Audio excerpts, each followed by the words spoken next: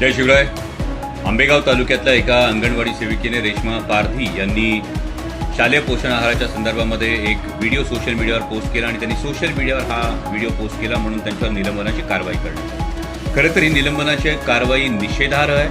चोर सोडून संन्याशाला फाशी देण्याचा हा प्रकार आहे आणि अशी कारवाई करणाऱ्यांनी आधी 11 शिट्ट्या देऊन जे हरभरे, वाटाणे आणि काबुली चणे शिजत नाहीत ना ते आधी खाऊन दाखवावे।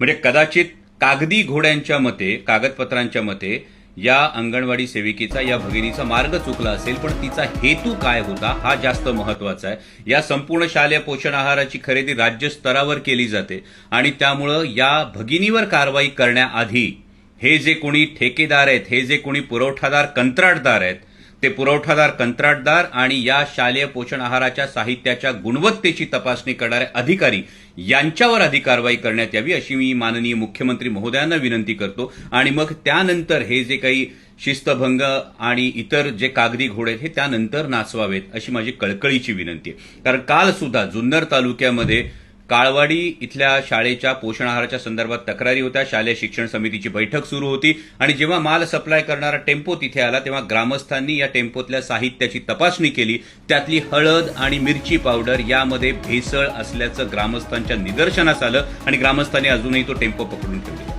जर राज्यात ठिकठिकाणी या गोष्टी होत असतील तर नेमकं या भ्रष्टाचाराला कोण पाठीशी घालतंय, याच्यात कुणाचे नेमके हात गुंतलेले आहेत, कुणाचे हितसंबंध गुंतलेले आहेत याची माननीय मुख्यमंत्री महोदयांनी सखोल चौकशी करावी।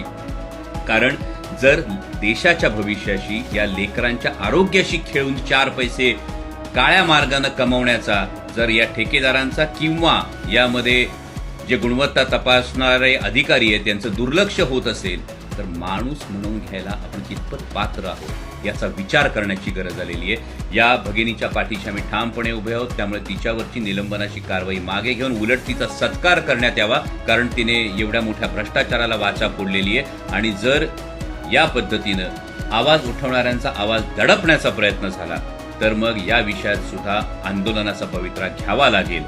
माननीय मुख्यमंत्री महोदयांना विनंती आहे की आपण जातीनं यामध्ये लक्ष घालावं आणि यामधले हे जे कोणी कंत्राटदार आहेत आणि हे जे कोणी संबंधित अधिकारी आहेत यांच्यावर कठोरात कठोर कारवाई करावी। धन्यवाद।